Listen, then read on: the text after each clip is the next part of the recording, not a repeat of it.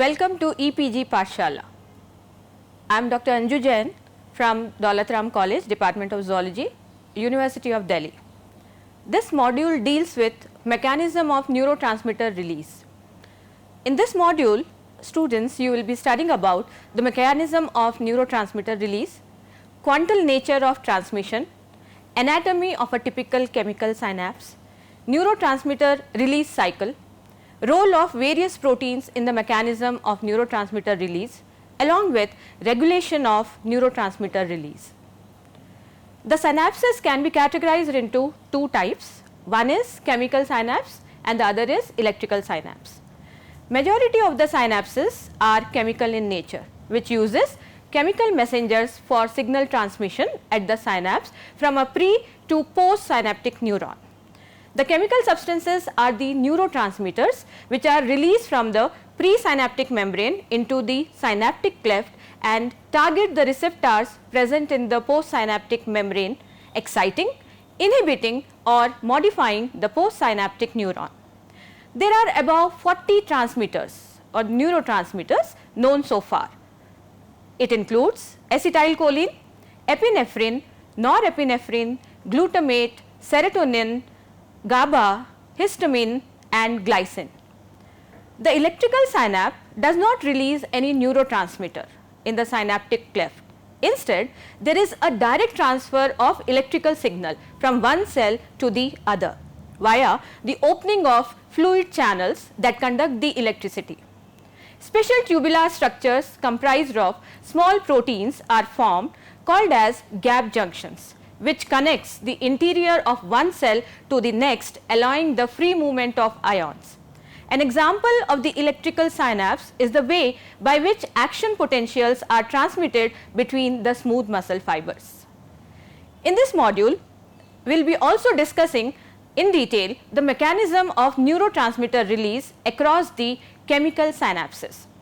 It is essential to note that the chemical synapses are unidirectional. Only on one side they work, that is only one way conduction of signals from the presynaptic neuron from where the signal is generated and neurotransmitter is released to the postsynaptic neuron, which has receptors to which the transmitter binds and executes its effect. This property makes the chemical synapses highly specific. When we talk about neurotransmitter release, let us see the initiation process. Neurotransmitter release is initiated when the action potential arrives at the terminal of the presynaptic membrane. Briefly, the resting membrane potential, which is minus 70 MV, changes to plus 30 MV. This is the depolarization state, and eventually it returns to its resting potential or the repolarized state. This rapid and large alteration in the membrane potential is known as the action potential. It may repeat at a frequency of several hundred times per second. The membranes of the nerve cells are excitable and can conduct the action potential down the axon to the terminal branches. The property of the membranes to be able to conduct action potential is due to the presence of voltage gated channels, primarily due to the voltage gated sodium and potassium channels. Amongst the several voltage gated ion channels, the voltage gated calcium channels play a major role in the release of neurotransmitters. As the action potential reaches the terminal of the presynaptic membrane, it results in the opening of voltage gated calcium channels. Owing to this, the electrochemical gradient, there is an influx of calcium ions into the axon terminal. The elevated concentration of calcium triggers the fusion of synaptic vesicles with the plasma membrane of the presynaptic neuron, thereby the release of neurotransmitter contained in the vesicles into the synaptic cleft. Let us try to understand the quantal nature of transmission. Experiments were conducted by Kars and his colleagues, which led to the understanding of the quantal nature of release of neurotransmitter. He observed small, spontaneous and randomly occurring deflections with the amplitude of about 0.5 MB in electrical recordings carried out by him. They were similar to end plate potentials, which have amplitude of about 50 MV. Therefore, Katz named them miniature end plate potential. He hypothesized based on the observations that the normal end plate potential that occurs is mainly due to the combined miniature end plate potential at a time. Thus, each vesicle containing neurotransmitter can be called as quanta. Each quanta generates a miniature end plate potential. The release of several vesicles results in the summation of many miniature end plate potential at the same time, and that is known as end plate potential. Ultimately, the end plate potential causes the postsynaptic neuron to reach its threshold and elicit an action potential. Let us try to understand in detail the anatomy of a typical chemical synapse. The axon terminal of the presynaptic neuron is slightly swollen, knob-like, and it is referred as terminal knob, end feet or synaptic knob. The neurotransmitter or the quanta containing synaptic vesicles are present in the synaptic knobs. These vesicles are membrane enclosed organelles, and the region where they are stocked is called as active zone. The active zone has many calcium channels. A typical synaptic knob contains 1 to 4 active zones, and at a single active zone an action potential may release 0 to 2 vesicles.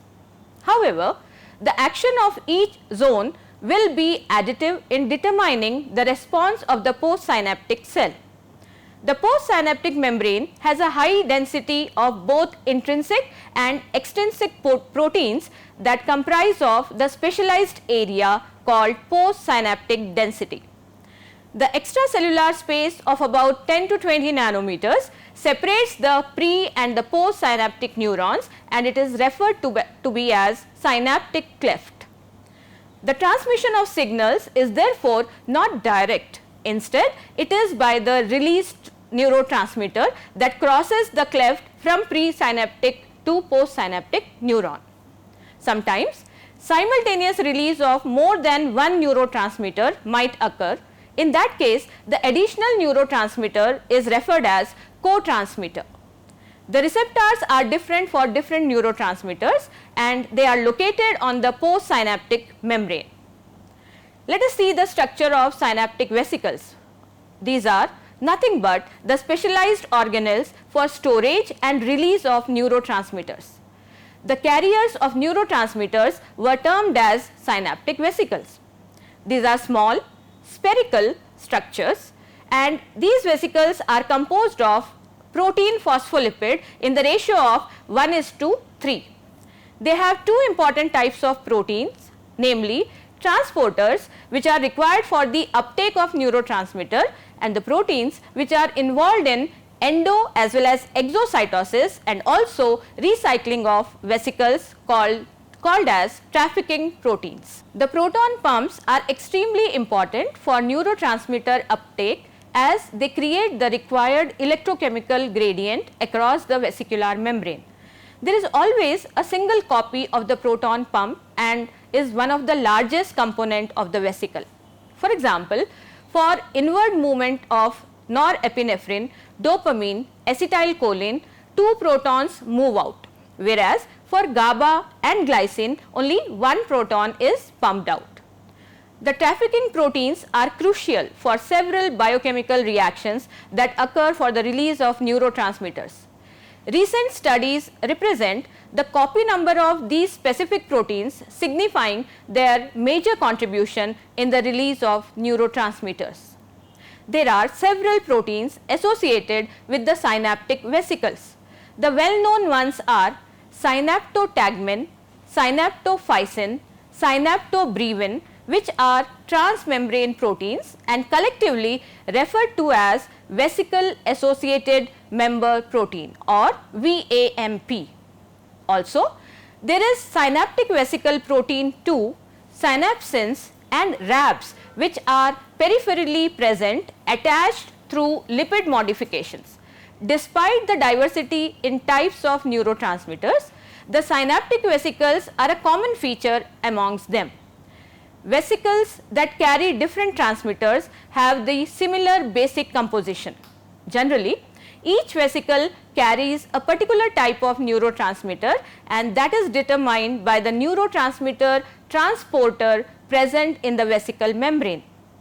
Based on this, 4 major transporter systems have been identified. Neuropeptides are also stored and released by the vesicles, but they do not have any specific transporters. For them, rather the vesicles are formed by the peptides that are present within. Synaptic vesicle pools, morphologically the vesicles in the presynaptic membrane seem to be identical. However, on the basis of their function, they are divided into 3 distinct pools. These can be identified based on the difference in the ability of synaptic vesicles to be recruited for fusion. The 3 pools are classified as readily releasable pool, recycling pool and reserve pool. Let us see one by one what do we mean by these.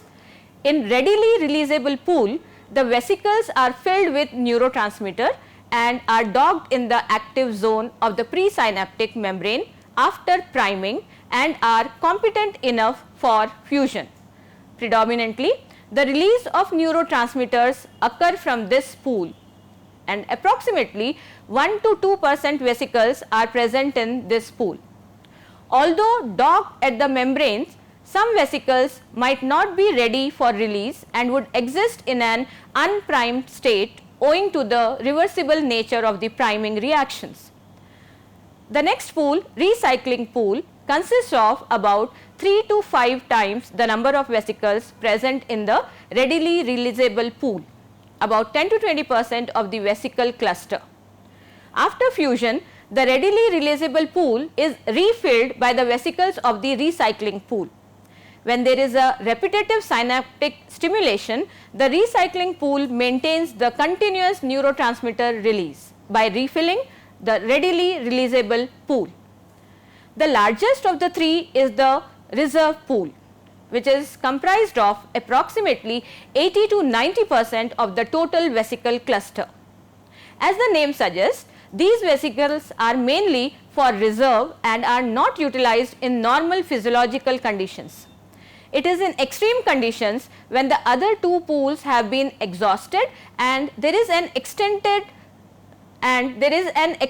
synaptic stimulation when the vesicles of the reserve pool are mobilized. Let us try to understand how the neurotransmitter release cycle works.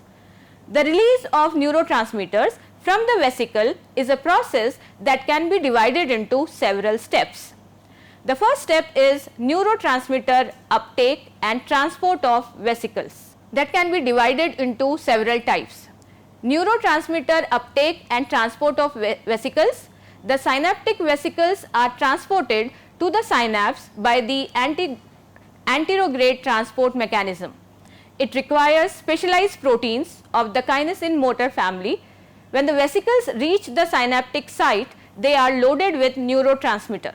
The uptake of neurotransmitter is an active process which requires a neurotransmitter transporter and a proton pump ATPase. The proton pump provides the required pH and also the electrochemical gradient. Next step is referred as docking.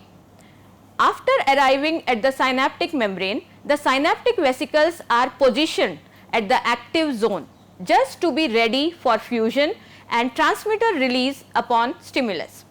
Docking is not so well understood in terms of mechanism and proteins involved. It has been reported that RAB3A and RAB3C are the 2 G proteins which directs the synaptic vesicles to active zones. They belong to the Ras proto-oncogene superfamily that can bind to GTP and hydrolyze it to GDP and inorganic phosphate. The appropriate docking of synaptic vesicles may be enabled by the hydrolysis of GTP to GDP. RAB proteins are released from the vesicles during exocytosis. Docking is followed by priming. the docked synaptic vesicles are prepared for fusion so that upon getting triggered by calcium, they fuse and they release their contents rapidly. This preparatory step is called as priming. Priming involves a number of protein complexes put together. Snares have been reported to play a crucial role. Next step is fusion and exocytosis. When the stage is set in the active zone with primed neurotransmitter containing synaptic vesicles, the most crucial part of release of transmitter awaits, being the calcium influx. As the action potential arrives, the calcium influx triggers the fusion of primed vesicle, and this fusion is an active process and it is driven by the energy obtained by the snare assembly. The snare complex does not bind with calcium, hence there should be another key player which interacts with calcium and communicates it to the complex ready for fusion. Of the various proteins that bind to calcium, including calmodulin, CAPS, etc., one of them present in the membrane of synaptic vesicle known as synaptotagmin. It is considered to be very crucial for calcium ions, calcium regulated neurotransmitter release. Vesicles known as synaptotagmin is considered crucial for calcium regulated neurotransmitter release. It binds to calcium at concentrations that are required for fusion of vesicles and signals the elevated levels of calcium, thereby triggering synaptic vesicle fusion.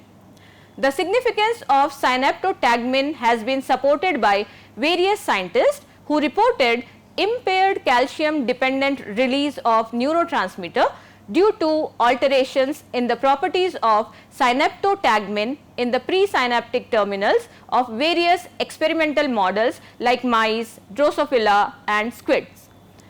Calcium binding leads to changes in chemical properties of synaptotagmin, which enables it to insert into the membrane and interact with other proteins like snares. This possibly results in the final fusion of the membranes. Although a clear mechanism for the synaptotagmin and calcium mediated fusion is still unknown, upon fusion the contents are released in the synaptic cleft. Exocytosis occurs by the formation of a fusion pore that passes through the membrane of the vesicle and plasma membrane. The fusion pore is most likely preformed by the proteins that fuse the synaptic vesicles to allow the fast release of transmitter upon fusion. Similar to gap junction channels, the fusion pore consists of two hemichannels, one in the vesicle membrane and another in plasma membrane, which come close at the time of vesicle docking. Thereby, upon calcium influx, the pre-assembled pore opens and dilates to allow the neurotransmitter release. Once fusion and exocytosis of the vesicle occurs, the next step is recycling of the synaptic vesicles. Experiments conducted by Fernandez et al. Depict the fusion of vesicle by an increase in the membrane capacitance due to addition of vesicle membrane into the plasma membrane. But following fusion, there starts a gradual decrease in the capacitance, supporting the hypothesis of endocytosis and retrieval of synaptic vesicles. In isolated synaptic terminals of bipolar neurons in the retina of goldfish, it was observed that upon calcium influx, there are exocytosis of synaptic vesicles, resulting in increased total capacitance, and upon the reduction in calcium concentration to the normal levels, the capacitance also returns to baseline value, suggesting the retrieval of extra membrane. Hence, it is quite logical to say that if there was no process by which the extra membrane added due to fusion of synaptic vesicle was removed, then the synaptic terminal would enlarge and number of vesicles would reduce upon continuous nerve activity. But this is not the case.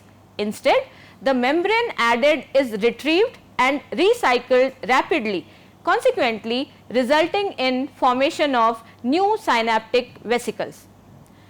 The mechanism of synaptic vesicle recycling is still unresolved, but there is certain hypothesis that put forward the possible mechanisms. The rate of membrane recovery depends on the extent of stimulus and exocytosis. Strong stimuli results in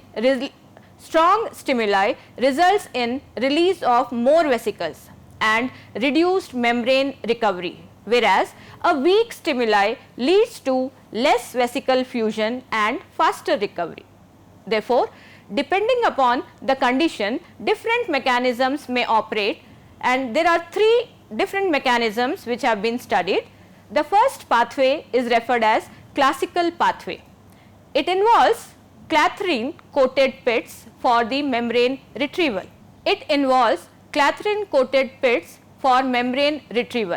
The plasma membrane invaginations are formed and coated by clathrin on the cytoplasmic surface, allowing the formation of pits.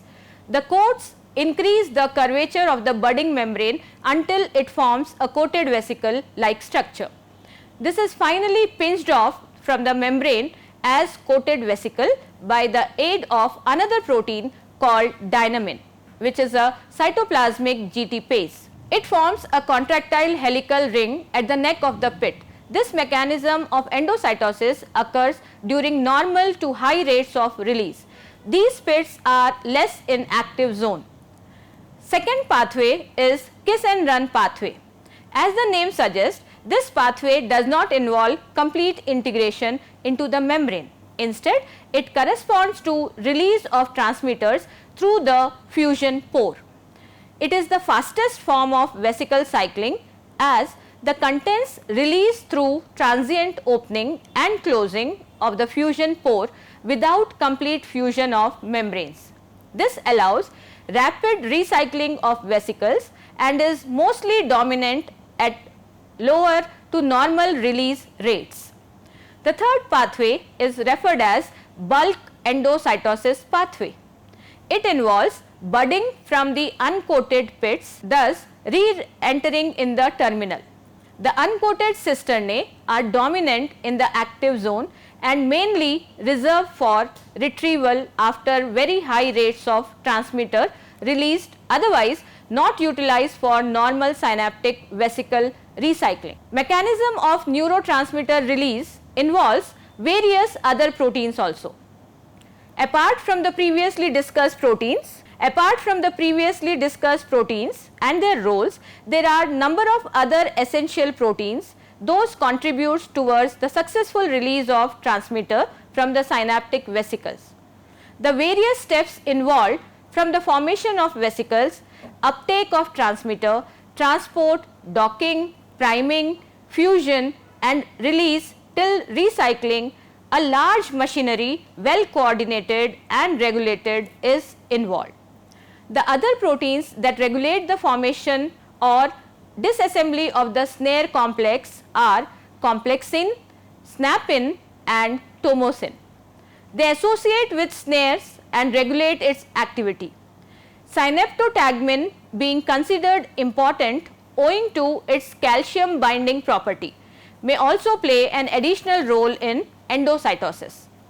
As discussed earlier in the module, the coated pit formed during endocytosis by clathrin is enhanced by certain adapter proteins such as AP2, AP180 and ampifysin.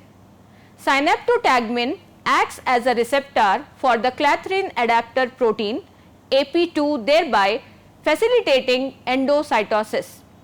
The coat has to be removed later, and this uncoating is facilitated by an ATPase HSC70 along with auxilin, which acts as a cofactor. Synaptogegin is another protein involved in vesicle uncoating. It is noteworthy that outside the active zone there is a reserve pool of transmitter. The vesicles are restrained in that zone and mobilized whenever required. This is achieved by the anchoring of vesicles to cytoskeletal filaments by the synapsin. When unphosphorylated, synapsin links the vesicle to cytoskeletal filaments, restricting their movement. Upon phosphorylation by the kinases, when depolarization and calcium influx takes place, the vesicles are freed, allowing them to move to the active zone. Let us try to understand the regulation of neurotransmitter release. The neurotransmitter release can be regulated by modulating the amount of calcium influx during action potential. They can be modified for both short and long durations. This synaptic plasticity can be achieved in two ways. One is intrinsic process, another is extrinsic process.